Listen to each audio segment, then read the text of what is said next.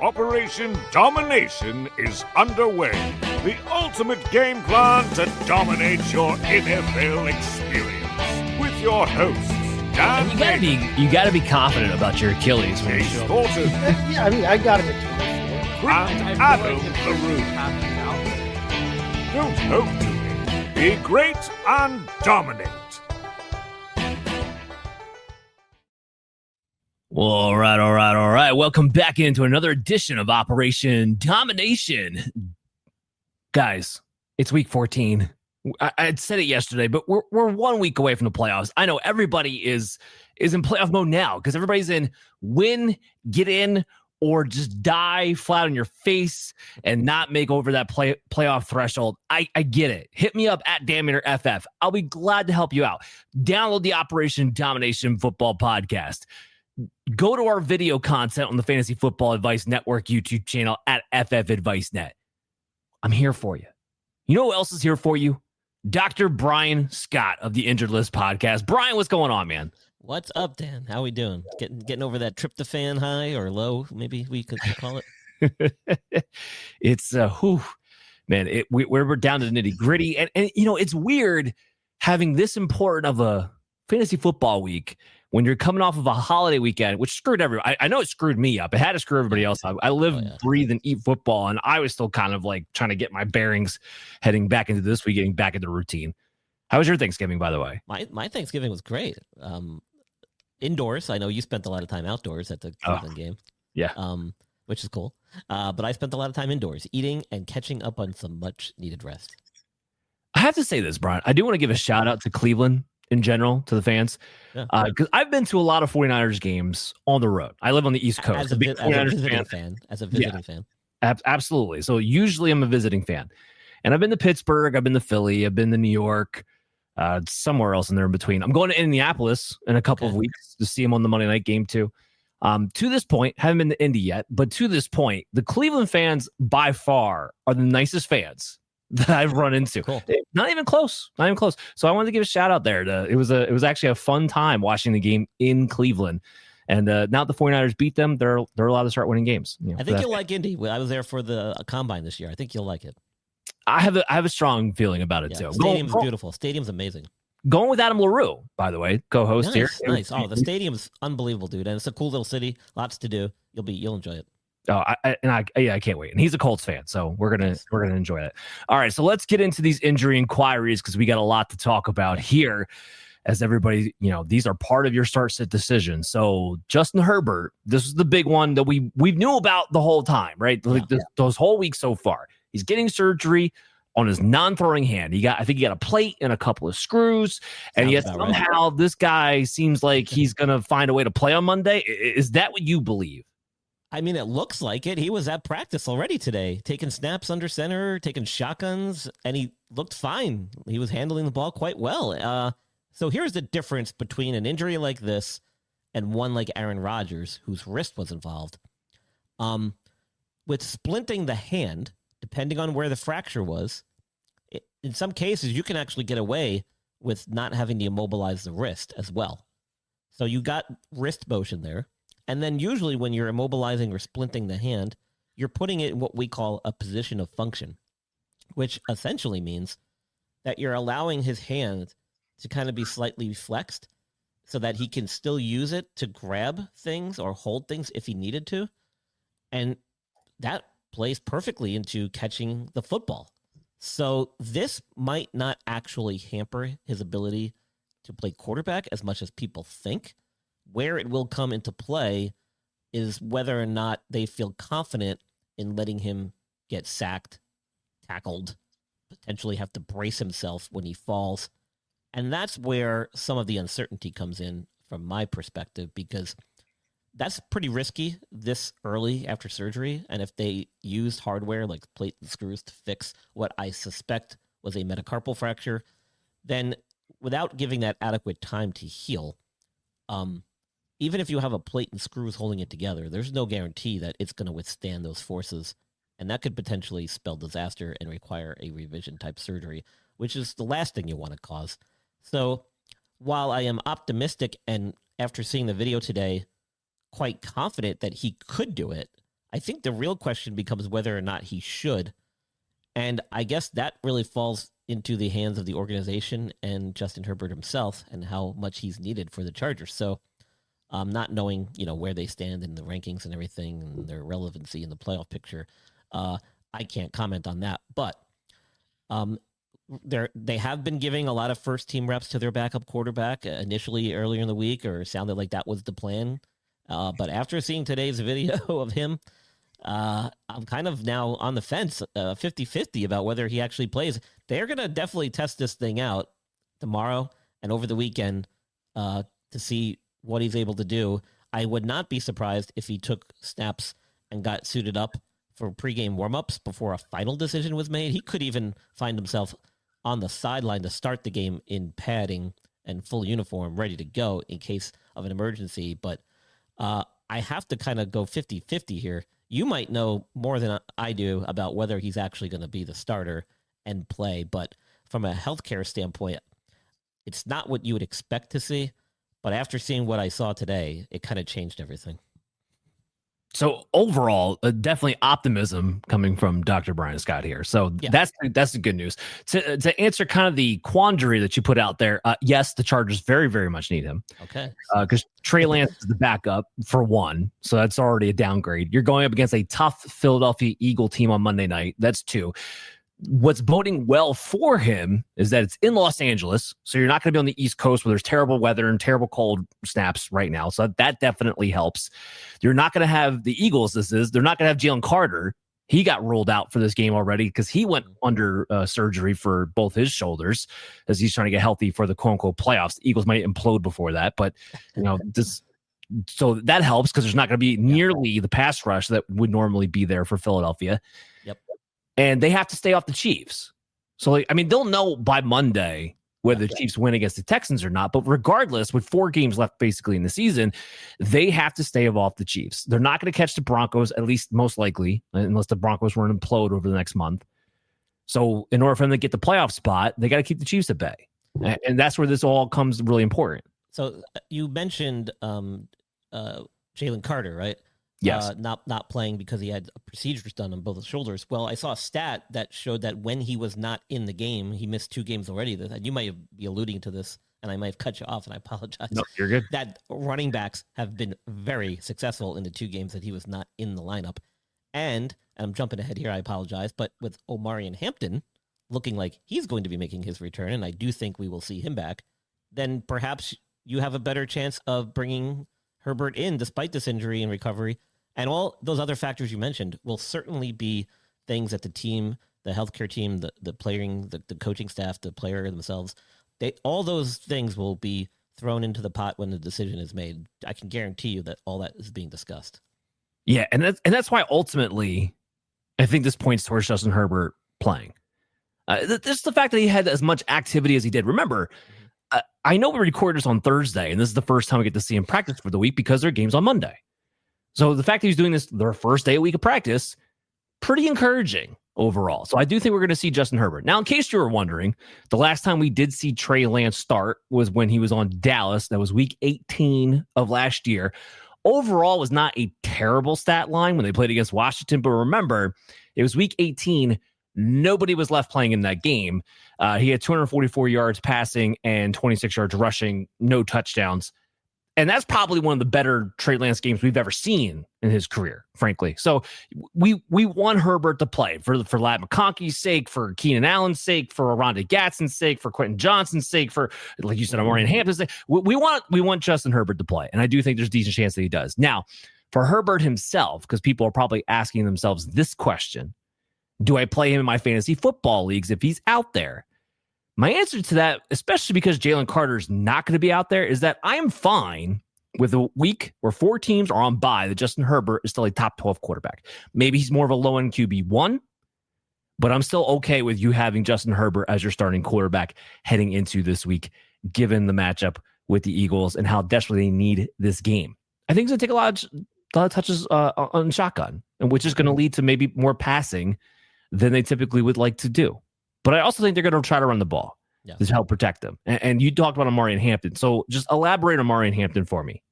Well, originally he had what was reported as a high ankle sprain. Turned out he actually may have also had some fracture associated with that. Did not require surgery, but he was on IR for a long time. I think missed 6 or 8 weeks or something like that in total.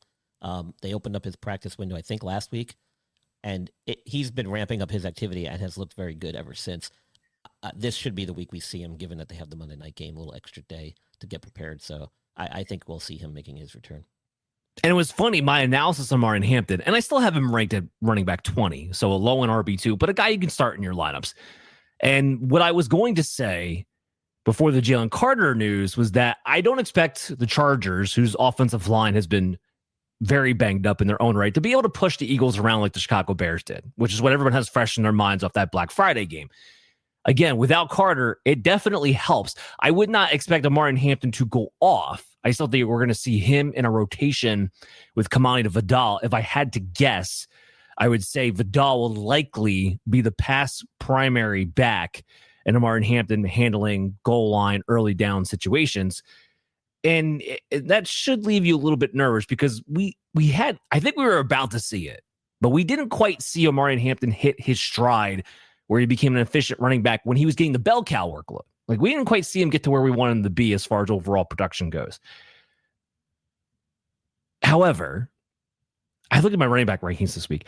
I am not impressed with my top 24 running backs. Like, not at all. This is definitely a week where if you have flexes, I'm leaning towards the wide receivers. Like, I'm just not happy with it. With the teams that are out on bye and the matchups that we have, there's not a ton of running backs I think are going off this week outside of the top 5. So I think at that, Hampton has a decent chance to score in a game in which they want to protect Justin Herbert. He practiced last week. Everyone seems like he thinks he's going to be good to go this week. I think you can play him as a top 24 type running back. All right, so let's talk about another quarterback, Jayden Daniels, elbow injury. We've been following this for a while. What's the update that you have so far this week? Yeah, I think we're going to see him back. They were saying the last few weeks that they were leaning toward a week 14 return, and I think that bodes well. He's had some time to recover, again, with an elbow dislocation to the non-throwing arm. Not as big a deal as if it was his throwing elbow, not, upper extremity injury, not quite as significant as a lower body injury. As nasty as it looked, a lot of times these can be managed non-surgically and don't cause any long-term issues. So all those things kind of factoring into the equation. And then again, this was another guy we saw some video of practicing today. He was in a non-contact jersey and wasn't really doing much. But the fact that he's feeling better and able to do a lot of stuff, even without a brace on, when I saw the video today, is moving in a positive direction. And I think he could play with this. He might end up playing with some sort of protective brace on, but it's really not going to affect anything around his game. So I think if he does get out there, I think you're going to see what you would expect to see from a healthy Jayden Daniels despite this elbow issue. Well, there you go. He practiced in full today. So yeah. I'm with you. I thought it was going to be one more week. I did. I don't know why. I just thought it was going to be one more week. He looks like he's going to be good to go. Yeah. I think a lot of people were vying for him not to even come back at all when it first happened. And, before knowing the full extent of the damage or injury to him, that's also realistic and not unexpected, outlook. But now that, he's had the MRI, there was no major structural damage. He seems to be healing well. This is a young quarterback that needs reps. And if he can do it and do it safely, which I think that's why I think he'll be in a brace, I think we'll see him. Yeah, I'm with you 100% because, like I said, you practice in full. And the one thing going on right now with the Commanders is while this is a lost season, they can't make the playoffs. But while this is a lost season, Dan Quinn's coaching for his job to at least some degree. And I know that because he had to take over the defensive play calling. Like, you don't make that move unless you're feeling a little heat because your team's just underperforming. And they've underperformed all season long. And since he's taken over the defensive play calling, there has been an improvement. Not a significant improvement, but there has been an improvement amongst what's been going on with Washington. They almost just upset the Denver Broncos with Marcus Mariota as the quarterback. So let's take into consideration here, the elbow doesn't affect his legs. It doesn't affect his throwing. And Mariota had been the QB8 over the last 4 games without Jayden Daniels. So if Daniels can kind of just step in and do some of the things that Marcus Mariota was doing, well, now all of a sudden you might have a top 10 quarterback back on your hands if you've held him on IR this entire time, whatever the case may be. Or if he's been dropped, he's still out there available. I can't imagine that he is, but maybe he is out there somewhere. Make sure you go ahead and grab him. Dan, this might put it in a little bit better perspective for you and your viewers. So let's just consider all things equal, right? I would feel more comfortable with Jayden Daniels in there over Justin Herbert, given his injury, over Aaron Rodgers, given his injury last week. So Agreed. if that kind of helps you figure out where on the totem pole of injuries and playing with an injury, Jayden Daniels actually has a better outlook playing with this elbow than Herbert and Rodgers the last week or this week. I mean, that's definitely optimism. I will say, being more valuable than Aaron Rodgers is not a tough stretch. I said all things equal. We're just talking injuries here. Not a tough stretch, injury or not. Yeah. So, but I will. Here's one for you because it's the next thing we're going to talk about. Yeah. I would play Jayden Daniels over Lamar Jackson.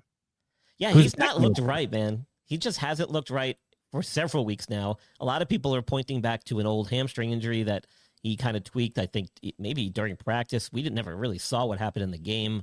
It kind of came out of nowhere the week that they reported. I think that was like over 2 weeks ago already now. And then they said something about an ankle issue last week. It's always been something that seems like each week for the last several weeks. And maybe they're just trying to give some excuses and trying to throw everybody off as to what the real problem is. But it all kind of goes back to that hamstring tweak or whatever he had 1 week during practice. He's never quite looked right since then. No, he hasn't. And this week's a little bit different because he came out and practiced in a limited capacity on Wednesday, but then on Thursday didn't practice at all. And that's a different pattern than what we've seen most of these weeks. It is. It may have been just because of how he responded to what he did yesterday. Again, veteran quarterback late in the year. Practice doesn't necessarily mean much at this stage. It's really more about watching film, getting on board with the play calling and the plan. Being able to execute really just comes down to game day. So that doesn't necessarily concern me as much, but I think when you look at the whole picture and the fact that he's been struggling the last few weeks, it just hasn't looked the same, then that should raise a red flag for sure heading into this weekend. And believe me, I'm paying close attention because he's one of the main characters on my successful team this year that I'm kind of vying for a championship here. I'm in third place and I've got him at the helm. It's a 2 quarterback, league. But he was my main guy early in the year, and he's definitely fallen off. So I'm paying close attention. But yeah, you're absolutely right. I mean, something to keep an eye on heading into game day. That's for sure. Well, in a 2 quarterback league, you can still play him, I guess. But I have no choice. My backups are not going to cut it. There's nobody left. Yeah, no, I hear you. You got to play with what you got, and that's kind of what people are looking at, even in 1 quarterback leagues right now. And here's the problem. The note I have for you guys that look over the last 4 games, he's been the quarterback 31. Lamar Jackson's been the quarterback. It's been brutal. He has been in the single digits 3 of those 4 games. Like, it's been god awful. Like, to the point, I almost rather have J.J. McCarthy. Like, that's the level we're kind of talking about here with Lamar Jackson. Just could put it in perspective. He is well outside my top 12 this week. So for you guys out there who have these 1 quarterback leagues and you have a win and get in situation, I'm not trusting Lamar Jackson because the one thing he's really been struggling with, not besides just not looking right, is as a result of not being Lamar Jackson, not being himself, he's getting tracked down by linebackers. And the Steelers, they're a mess, sure, but they still have the linebackers who are athletic here. I worry about Lamar doing much in this game, even though it is Pittsburgh on paper. It's not a bad matchup on paper. I think this is going to be an under, and this is going to just be an ugly game all the way around. And I don't really want to play Lamar Jackson if you're in a must-win situation. Speaking of J.J. McCarthy, next on my list, I was dealing with a concussion. What's your update there? I think we'll see him back early, or I should say late last week before the weekend game. They were saying that he was still not entirely symptom-free, but then after the debacle that was this last game for them, it sounds like things took a quick turnaround, and he's actually doing very well. I think he might have even been practicing in full starting this week. He cleared earlier. Yeah. So he's a good to go. Not good to go for your fantasy lineups. So it was really funny. Everybody was losing their minds over Max Brosmer. And what's funny is that people actually had hope for Mac Brosmer going into the week, because that's how bad Jayden McCarthy's been. Or like, it's somebody different. Maybe there's hope. And I'm like, ooh, yeah, there's a reason why. And I talked about this last week, and I had him on my article on the Huddle about why I wanted to go over his passing prop. Like, there's a reason this was an undrafted quarterback who's a rookie. Like, there's a reason for it. But I did think it was funny, like outside of the Will Levis-esque play where he's going down to the ground and just throws it and winds up with a pick six. It wasn't that much worse than J.J. McCarthy. I'm just saying. It wasn't that much worse overall at the end of the day with the production. What's killing people here is Justin Jefferson. Jefferson is a wide receiver 3 for me. He's in my wide receiver 3 tier. He's not my top 24. Even with 4 teams on bye, he's not in my top 24 this week. That's what we're looking at. It's a real shame. You can't trust anybody. We're going to talk about, I mean, we can go ahead into Aaron Jones because he's on the same team. He's got the shoulder issue. Outside the running backs, because I know they're going to get touches, I don't trust anything on this fantasy football team. I don't want to play anybody in the playoffs or in a must-win situation here. But Aaron Jones, what do you got on him? Yeah, so, he was limited today in practice. He's dealing with the shoulder injury. Some reports were saying that it was an aggravation of an AC joint sprain that he had back in week 9. And that's what he injured after he kind of landed on that shoulder heavily in the third quarter, week 12 or whatever it was. So it sounds like he potentially aggravated an existing injury. Now, the status is still up in the air at this point, but sounds like he's going to be at least a questionable tag. Now, this is something he could play through theoretically. Really depends on how he feels and whether he thinks he can lower his shoulder and take a hit. And there are ways to protect that part of the shoulder with additional padding and whatnot under your shoulder pad. So if they need him, he probably, he could play through this. It really going to come down to how he feels and whether the team's willing to suit him up. Yeah, I feel like they're really pushing for him to play, just out of desperation. So a point's been getting brought up over the last few weeks that, well, Jordan Mason's been really efficient the last few weeks, and he has. Last 3 weeks, he's been, 7.5, 5.3, 7.8 yards per carry. Sure. This is what tells me that everybody in the fantasy football world has amnesia, because when Aaron Jones missed those games earlier in the year, outside of Cincinnati, and we all know now Cincinnati has like a historically bad run defense. Outside of Cincinnati, he only had one other game as a starter where he actually finished inside the top 20, getting all the work, getting all the touches. He wasn't very good. He wasn't very efficient because ultimately this is not a very good offense. And Jordan Mason, even when he's by himself, doesn't give you anything in the passing game. They brought in Xavier Scott to do that, or Xavier Scott, excuse me. So you want Aaron Jones to go in this, and if he does, he gets enough work between the rushing and the passing and the needing to protect the quarterback that you can play him as that low-end RB2, RB3 play. And that's the only thing that I trust in the Vikings to be remotely sniffing my lineup. So hopefully Aaron Jones is, in fact, good to go. If he's not, and it's Jordan Mason, then the same thing applies. The volume alone gives him in that RB2, RB3 range in this one. Sam Darnold, you got an update on his ankle issue? I don't think it's anything serious. I think we were talking about this earlier. He did practice in full today, so it sounds like it might have just tweaked it. They'll probably just treat him easily, take it cautiously during practice during the week and make a game time decision. But he'll probably acquire a questionable tag. But if it's not that serious, certainly something he could play through. He might just have it taped up. Yeah, it's been a couple of weeks now where he's been it seems like he's dealing with something too. So I wasn't really surprised to see him on there. It's kind of why I wanted to bring him up. Everybody was losing their minds because he finally got one bad game out of JSN. It's one bad game. Jason's been unbelievable this entire season. I don't know why people are going crazy now. But there is something to be said that over the past couple of weeks, Sam Darnold has looked like the pumpkin Sam Darnold. And I know Seattle's still winning games. That's because their defense is so good. They've been playing crap opponents. But you look at that Rams game, you look at some of these other games recently, when he gets pressure up the middle, he's terrible. He's awful. He's the turnover machine. And if he's a little bit banged up on top of it with, loses that mobility that he does have some of, well, then it makes it ugly for the rest of the offense. The good news for Seattle is that their defense is so good, it gives them extra opportunities to try to recoup some of that. But there is something with Sam Darnold I am watching here moving forward, especially since you've been leaning on JSN and hoping that something makes itself of the running game. But we'll see what happens there. Daniel Jones, so walk me through this. He's got a fractured fibula Because we didn't get to talk about this because this came out after our show last week. Yeah. And it came out of nowhere, man. Like, I didn't even know anything about it until I saw some articles, and then I saw some video of him, like, limping around during practice. But yet, they were saying, like, oh, he's going to go. So I'm not exactly sure what he's dealing with or when this happened. Now, the term fracture, everybody hears that and freaks out. But from a medical standpoint, that can mean any number of types of fractures. And sometimes in the ankle, you can have what's called an avulsion fracture, which is a tiny little fleck of bone that has literally broken off of the fibula where you have ligaments that attach. And that's essentially the same as an ankle sprain, or at least how we treat it. But by definition, it is an ankle fracture, and that could be what they're referring to. So we don't really know the extent of it. And so it sounds to me like if they're willing to let him go out there and play with this, it can't be anything else, in my opinion. It just can't be. So essentially, he's playing through an ankle sprain is what I think.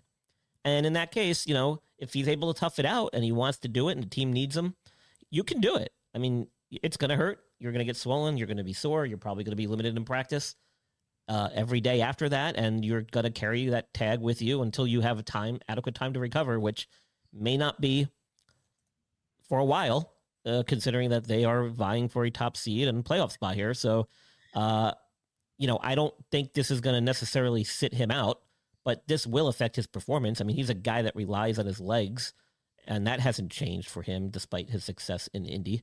So, he's definitely not going to be as mobile. This is another situation where he might not have gotten caught by the defensive lineman or linebacker before. He probably will now. So that will, hamper his ability to scramble. Yeah, it was so weird. Everybody's like, what are you talking about? And he's still playing. So to your point, I'm glad medically you're able to clear that up. Like, look, this could just be a chip. Okay. So I mean, fine. I don't know what else it could be. They're letting him play through it. It's got, that's the only thing. Because there are the most common types of fibula fractures. The other ones, there's no way he would get cleared. And there's no way that a medical doctor would put his license behind letting him get out there like that. So it has to be. I can't think of anything else it could be. Okay. So essentially, it's an ankle sprain, like you said. So that explains why he's playing through it. It's also very, very clear on Sunday that he was not 100% himself. Yeah, and he won't be. Very clear, right. And if he continues to play through this, I think what we're getting out of Daniel Jones now, what we've gotten out of the last 4 weeks, in fact, is what he is the rest of the season, which is QB 18, averaging somewhere between 16 and 16.5 points per game.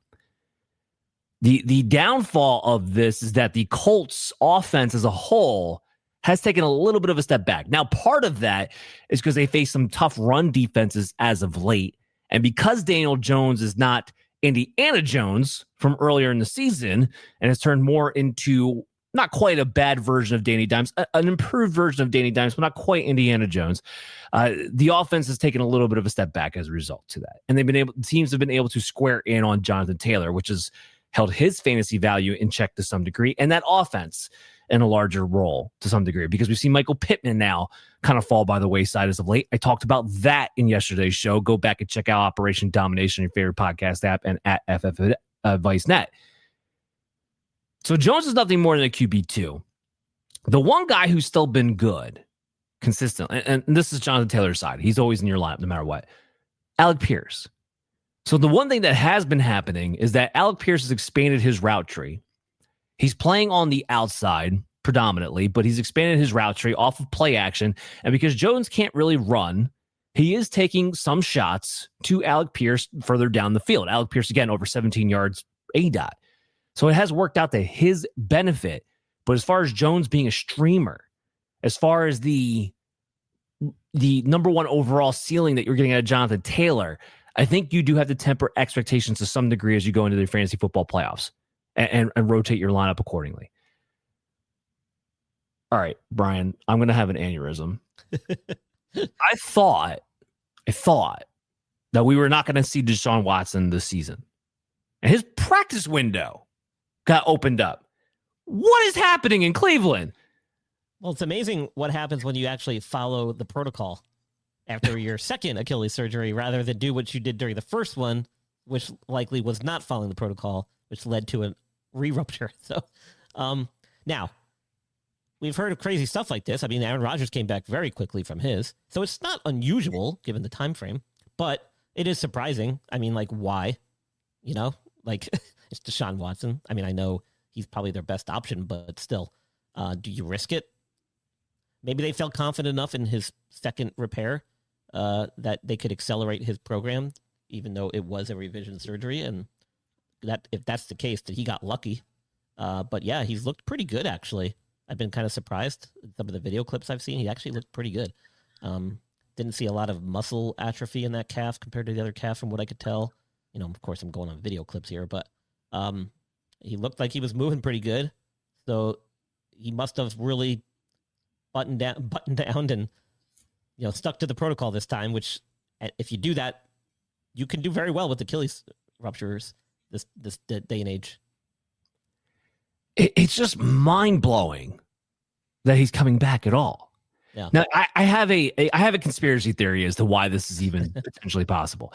And it's twofold. I mean, one is the practicality of the fact that they are paying him a buttload of money regardless. I'm sure that so they're kind of like, hey, you know what? If we can medically clear you, get your butt out there because you're killing us in you know, bank-wise. Yeah. But two, my theory here is that they try to show, okay, Watson is healthy enough. Is there anybody out there willing to give us anything for this guy? Because we will take literally anything to anybody who wants to try out a quarterback. And guess what? He's healthy. So maybe you can give him a shot. Like, that's the only thing that makes any sense to me whatsoever. And if he starts a game this year, my head's going to hit the floor. I'm gonna tell you that right now. Actually, my head will hit the floor. Fantasy wise, this is very little reaction whatsoever, but it's just a crazy story we had to put out there. Yeah. So we talked about some of the running backs already. Let's talk about Trey Benson, where I'm getting the feeling this guy had a setback. I'm sure he probably did because we haven't seen him at all this week either. So and I think I reported on this. If I'm not mistaken, they've got to make a decision on him real soon. Next week, or he's done for the year. Yeah. He's got one more week. Yeah. Right. And if they don't do anything, he's done for the year. So not sure what's going on with him. Like you said, he might have had a major setback, which is certainly possible. I think we said he had a forget exactly what his injury was, but it hasn't looked good from the get-go, man. And even when they first activated him on his 21-day window, which was November 19th, he didn't do anything for so long. Like, that's never a good sign. So I don't know what's been going on with him. There really hasn't been much, except to say that he's not out there. And again, with one more week to go, you're wondering if we're going to see him at all. And that's the possibility that he's done for the season with each passing day becomes more and more realistic. Yeah, because he was practicing limited capacity each day when he first opened up his 21-day window. And then he came out. No, he wasn't doing a lot, but he was still out there. Then he came out the following week, practicing limited capacity again on Wednesday.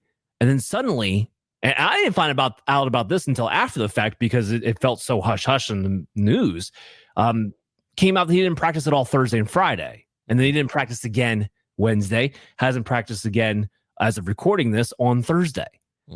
So, yeah, I'm with you. With one more week to go, this is not looking very good for Trey Benson to be able to come back at all, which is... And I reported on this. I did my podcast earlier in the week, and I did it last week, too. Even last week, I was very skeptical about what was going on, and that was before he had the no practices. So I was always kind of like, what is going on with him? What's taking so long?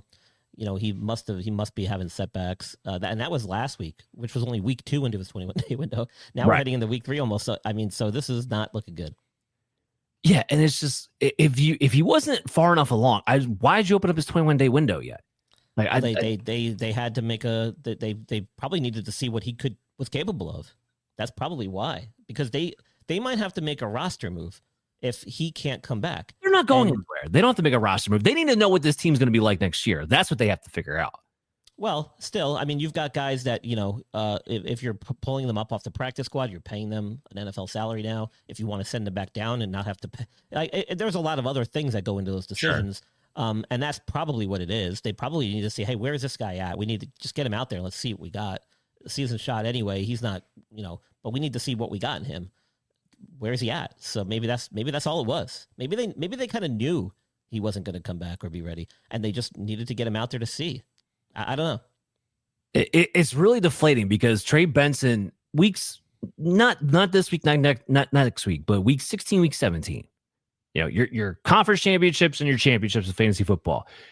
He's got the best scheduling running back it has for.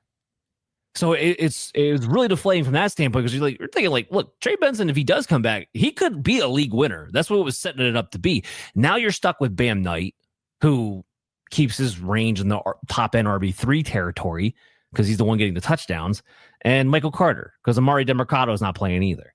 And it's nothing you want to attach your wagon to, even in a plus matchup.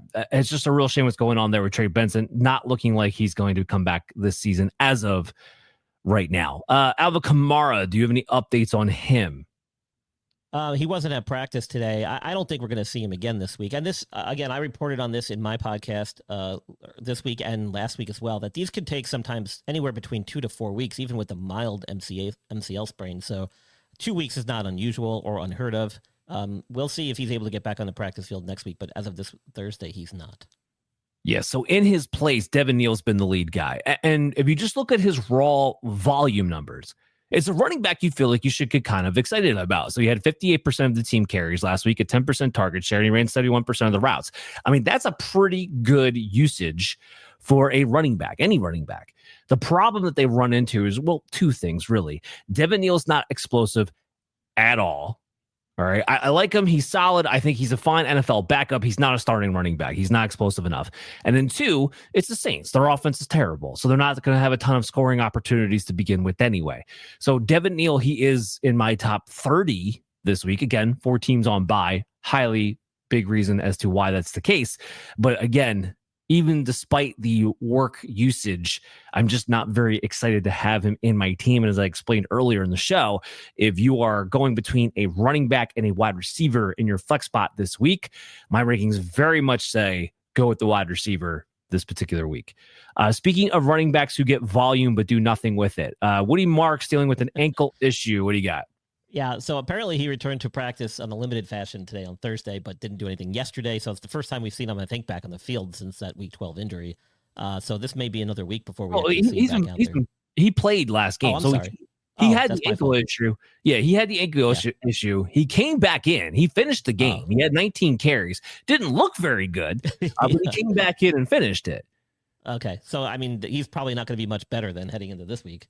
If he plans on playing through it, you could probably expect the same that you got out of him after the injury. But I read, or I thought it was a Week 12 injury. I could be wrong there too. He's been banged up the last couple of weeks with an injury, but it hasn't cost him any time. This is, I think, is the first week where he's actually missed a practice as a result of it because it definitely aggravated the injury. Yeah, I don't. One day off is not going to, and one limited session on Thursday is not going to make a big difference, unfortunately. Especially if he's playing through it. I mean, forget it. Well, yeah, I wouldn't expect much more than what you've gotten out of him since. It's two things. I mean, Houston is also in a position where they're trying to get into a playoff spot, and he's definitely better than the ghost of Nick Chubb that they have in the backfield. But he's also himself is trying to play for next year. Like he's trying to give himself a chance to be significant in the rotation. I don't know that he will be because there's just no pop to his game, even when he is healthy.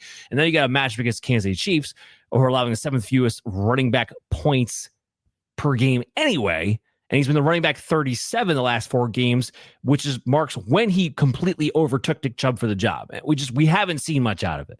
So again, Marks, he's kind of around. He's basically the same thing as Devin Neal to me. You're getting volume, therefore you have to be on the fantasy radar. But if I have another option, boy, I'm turning to it. Boy, am I turning to it. Okay, so Kyle Monangai, he's interesting. I'll get into his fantasy prospects. But what do you got for his ankle injury? Well, so I think this injury didn't become aware, or we didn't become aware of this injury until after the game against, was it the Eagles? And that was Black Friday game. They said it was an ankle injury. He was listed on the injury report Wednesday, but they didn't really do anything. And then today he actually did return in a limited practice session. That's Thursday. So it sounds like whatever it is, he'll probably play through it. It probably is not serious in comparison to Daniel Jones and Woods. Or Woody Marks, I should say. So we should expect that he'll probably be good to go. That's good news. So Monangai is an enigma. He is because, excuse me, he is by all accounts, again, I broke this down yesterday, the backup running back to DeAndre Swift across the board. Carries, targets, snaps, everything. He's the backup running back to DeAndre Swift. Now, the Bears have kind of gone more full run first. This looks very much like the early Detroit days with Jahmyr Gibbs and David Montgomery when they were building up that team and they were more leaning on the running game, and they're using Monangai and Swift as such. So when you're getting less usage across the board, it's hard to want to really play you for fantasy football purposes.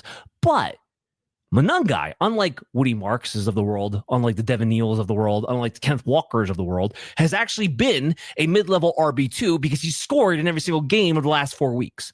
And then last week, he went over 120 yards. He actually outproduced DeAndre Swift on less touches. Here's what I would say to you guys. I am not excited to play Monangai against a Green Bay Packers defense that's allowing 3.9 rushing yards per play in Green Bay, where their defense is much better. I'm not excited about it. However, am I playing him over Woody Marks? Am I playing him over a Devin Neal? Yeah, I am, because he's getting the opportunities where you want them. He's being effective with it, and he has a team that wants to lean into that. Plus, it's going to be cold as all hell in Green Bay, so it's not really conducive for passing games too. And I do think Green Bay is a little bit of a farce when it comes to the running game. If you look at games where teams run right at them, they can find success. So Monangai in my top 24-ish territory this week, as long as he's good to go. Speaking of the Bears, Odunze, he's been dealing with a foot issue, hasn't practiced the last 2 days. So what do you think here? I mean, that's a little concerning. He played the same amount of snaps that he would have normally played against the Eagles last week, but production-wise didn't really do much. So you have to wonder if maybe the injury occurred early in that game and affected him throughout it. Not sure the extent of this injury, but whenever you hear about this at a skilled position, you always think of the worst case scenario. So we'll see if he's able to do anything on Friday. This could be a true game time decision. We might not see him. Yeah, so we have to watch this one really carefully, but at the same time, this could actually be a blessing in disguise for fantasy football owners, because outside of the injuries has not been his only issue. His other issue has been, again, talk about Chicago going a little bit more run heavy, but also Caleb Williams turning into a distributor rather than targeting and locking in on Odunze, because he's been the wide receiver 41 over the last 4 games, injured or not. So this could be a blessing in disguise in the sense of it's a tough matchup on a really cold day that may force you to go into a different direction, which may be better anyway.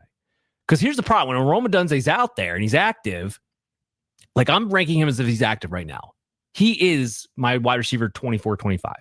He's right there. It's hard not to play him. It's hard not to play him given what he's done, what his role is in the offense. And yet you're not getting what you need out of him in the most important time of the year right now. So it could be a blessing in disguise, but we'll see. Drake London, this is killing me. This is killing me personally. Well, so, I mean, this is not surprising. PCL injury, these can vary in time as well. You go back to Brock Bowers early in the year, who had a bone bruise with his PCL injury. It took him 6 weeks, I think, is what he ended up missing. And then who else? We had another player on it, like Pearsall. Ricky Pearsall, right? How many weeks did he miss? So this is not unusual, unfortunately, given the nature of the injury. Now, there was some optimism that he might be coming back or getting ready to come back, but then he didn't practice this week. So I don't think we're going to see him still. I hate you, Raheem Morris. I do. You just talk out of your butt whenever it comes to penalties. It just drives me crazy. Yeah, so we switch from week to week to day to day. So you get all excited, and then you go 2 days in a row without practicing. Okay, obviously he's not actually that close. He's not day to day. What are you doing to me? What are you doing to me? You're killing me. You're killing me, Raheem. You're killing me. I need Drake London back for the playoffs next week. Make it happen. And stop telling me lies on top of it to make me think, oh, okay, I'll have Drake London back so I can focus on other roster spots here. No. You need to make sure you have 1 to 2 alternative options for Drake London, because God knows if he's actually going to play during the playoff weeks, and I definitely don't think he's playing in week 14. Oh, woof. Mike Evans. I didn't think we were going to see Mike Evans back this year, at least not during the fantasy football season. I didn't either, and I I talked about him so much over the last few years. I'm really tired of talking about it, but here he is. They entered him into this 21-day practice window off IR, and there's a lot of talk saying he's going to be ready this weekend, which he could. I mean, that clavicle's had enough time to heal, so. Okay. I mean, as long as it has enough time to heal, then yeah, I guess he can go ahead and go out there. And they kind of need him because Emeka Egbuka, as great of a rookie year as he was having, has kind of come back down to earth a little bit. Chris Godwin still doesn't really look like Chris Godwin out there, but he is out there at the very least. So if you get Mike Evans out there too, all of a sudden, Bucky Irving's back. Tampa Bay's offense might be getting healthy just at the right time when they need him. So this could be a really big deal. Yeah. If I know Mike Evans, because a lot of us didn't think he was going to come back this season between the hamstring and the collarbone and everything else that was happening. I do think there's quite a few leagues out there where he was available. So I don't think he's still available. If he is, double check. But you guys who held on to him, he might be able to give you something during the fantasy football playoffs, especially if he is in fact backed this week. He also has a teammate. Go ahead. Yeah. You said it, Dan. The Bucs are getting healthy at just the right time. Jalen McMillan was cleared from his spine doctor with that neck injury that he's been dealing with, and he is also entered into his 21-day practice window. I think we have a better chance of seeing Evans come back first, but they're both in that window, so it could be any week now. More so for Mike Evans, I think, this weekend, but Jalen McMillan's working his way back too, so they could both be here within a few days. I mean, if they can get that defense to act right, like this, Tampa Bay could be a team that people don't want to face, that aren't really thinking about them because, well, they're going to go to the playoffs because they're winning the NFC South, which stinks. And that's the only reason why people are talking about them. They might be a team that's really feisty going into the postseason. Yeah. T. Higgins dealing with that concussion. Do we think he's back this week? Yeah, good news. He practiced, I believe, in full today. Still has not been officially cleared off the concussion protocol, but that is about as close as you can get before getting cleared. So good sign there. He'll have another day to also practice in full. And if he can do that, you're pretty much guaranteeing that he's going to be able to come off the protocol and be ready to play. Good news. Joe Burrow, T. Higgins, Jamar Chase, everybody fully ready to go for that Bengals offense and start everybody that you possibly can, especially against, not Baltimore. Who are they playing this week? I'm drawing a blank now. Buffalo. They're playing Buffalo this week. I know I had on tip of my tongue. Yeah, playing them against Buffalo. Defense has not been great for them.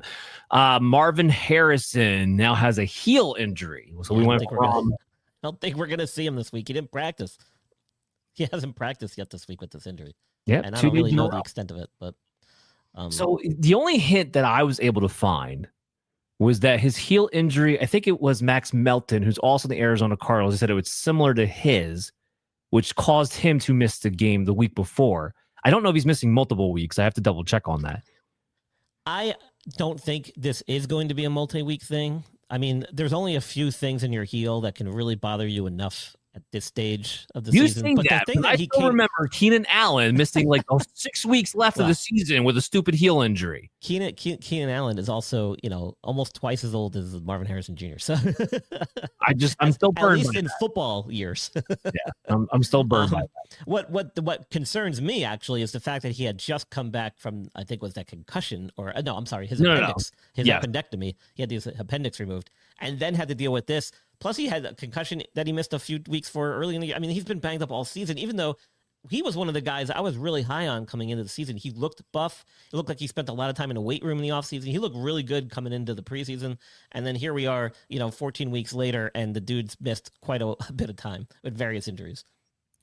Yeah, so here's what I can tell you, though. And I'm with you, Brian. I don't think we're going to see Marvin Harrison this week. Guess what? Fire up Michael Wilson. The 2 games Marvin Harrison was out, he finished in the top 10 twice, once in the top 5. Like, clearly, Harrison's out. It's Wilson, Trey McBride on a team that's throwing the ball 40 to 50 times a game. I already talked about Jacoby Brissett yesterday. I'm willing to play him in every DFS lineup I possibly can because he's only $5,700. And he's got a stupid amount of volume, and he's been a top 5 quarterback since he's been the starter for Kyler Murray. So, yeah, fire him up. Fire up Michael Wilson. Definitely a key play for this week. Okay, Parker Washington dealing with a hip. What do you got here? Not much. I think it's a hip pointer, but he was limited in practice today, but missed yesterday. So he's trending in the right direction. This is, if it is a hip pointer, and that's what we suspected it was based on some of the reports and some of the comments by the staff, then, it's something he could play through. It really just comes down to comfort level. So I would pay attention closely to this one. It could be a game time decision. He'll probably carry a questionable tag unless he gets a full practice on Friday. Here's what I'm here to tell you guys. Parker Washington is irrelevant regardless. BTJ is back. Jacoby Myers is squarely the number one wide receiver already with Jacksonville, and Brenton Strange is back, who's already getting involved as well. There's no room for Parker Washington. This is not a pass-first offense here that we're talking about with everything else. So that's how that one breaks down. I want to skip to Josh Downs because he also has a hip issue. Is it the same thing, you think? Haven't seen much on it, but I wouldn't be surprised. I didn't see any reports or anything that really specified how he got hurt. I don't recall seeing video of him getting hurt. So it could be a similar situation there. Yeah, and I believe he's been practicing in a limited capacity. I think he was limited, yeah. Yeah, he was. I was just trying to double confirm that real quick. So I think he's going to go out there and play. But again, like I explained earlier, right now, Alec Pierce, because you might have to, Michael Pittman, definitely Tyler Warren and Jonathan Taylor. That's what I'm focusing on fantasy football-wise, with not huge expectations for those guys because the offense is definitely taking a step back with the Daniel Jones injury. All right, so 2 Packer wide receivers here. Jayden Reed, Matthew Golden. First, Jayden Reed. Is there any updates with Jayden Reed? Yeah, he's looked really good. I think they actually activated him into his 21-day window. There's been some video of him running. I mean, he looks great, so I think he's ready. I think if he's not ready this weekend, then definitely next week for sure. But all reports and all signs are pointing to him coming back this weekend. As far as Matthew Golden goes, he's already been ruled out. Yeah, I think that's partially, I mean, he's partially dealing with the injury, partially like the rookie has not been able to establish himself at all this season too. I think there's a couple things going on with Matthew Golden. Jayden Reed, like I'm not usually in the business of making speculative ads when you go into the playoffs, but this is a speculative ad that I would go to. The Packers are clearly looking for, their best rotation of wide receivers. That's why everybody's getting rotated right now. It's clear that Christian Watson is at least the number one guy. They were even forcing him the ball last week. He's the number one guy.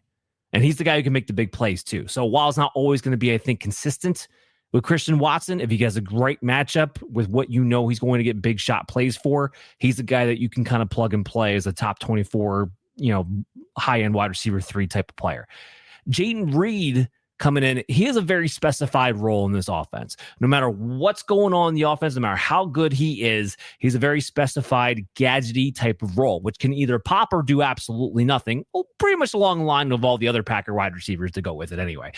So I would add Jayden Reed. I wouldn't play him right away, but there's a chance here we've seen Romeo Doubs get involved a little bit less and a little bit less. Devontavian Wicks, if you haven't been burned by him yet, I don't know, like you must have amnesia. The guy had a good performance. Everyone's talking about Wicks again, like, oh, I like this guy. I love this. Yeah, we always say that. And then the second that you think he's going to actually produce on any kind of consistent basis, he goes right back into the basement. It's the same pattern over and over again. Give it up on a Wicks already, especially if Jayden Reed comes on back. Wicks will probably go down to being the 4th or 5th man in the rotation to begin with. Well, one thing I forgot to mention, actually, so the team released rookie wide receiver Will Shepherd, and that was only for one reason, because either Reed or Golden was coming back. And it looks like Reed's the one coming back now that Golden's officially been ruled out. So he's more than 99%, he'll be there this weekend. Sounds like a plan there. Okay, so let's go to our last player. It's our only tight end to talk about. So it's Dalton Kincaid, still dealing with that hamstring. What do you got? Yeah, well, there was video of him on the practice field today. It looked like he was actually doing things with the team, so maybe quasi-limited. But what was odd is that he had a knee brace on, and knee was also listed on the injury report. So I don't know where that came from, because it's been reported as a hamstring the entire time. So I don't know if maybe the hamstring was injured around its insertion by the knee, or if it truly was a knee issue. I don't know, but he's out on the practice field. So he looks like maybe the hamstring's gotten better and he developed some knee issues in the interim. I don't know the whole story there or what exactly they're treating. Both things were listed on the injury report today, but he was out in the practice field and he was involved in some team drills, not just doing stuff on the side. So that's a good sign. He probably will play this week, but it looks like if he does, he's probably going to end up having that brace on during the game. So, yeah, we'll have to see. I have not put Dalton Kincaid into my rankings as of yet. It's still early in the week. But if he does play, I can tell you, despite him coming fresh off the injury, despite him possibly playing with a brace on, he's playing against the Cincinnati Bengals, who never fail to give up touchdowns and yards to tight ends. It's impossible for them not to. They have this huge blind spot in the middle of the field when it comes to the big guy coming across. They don't see him.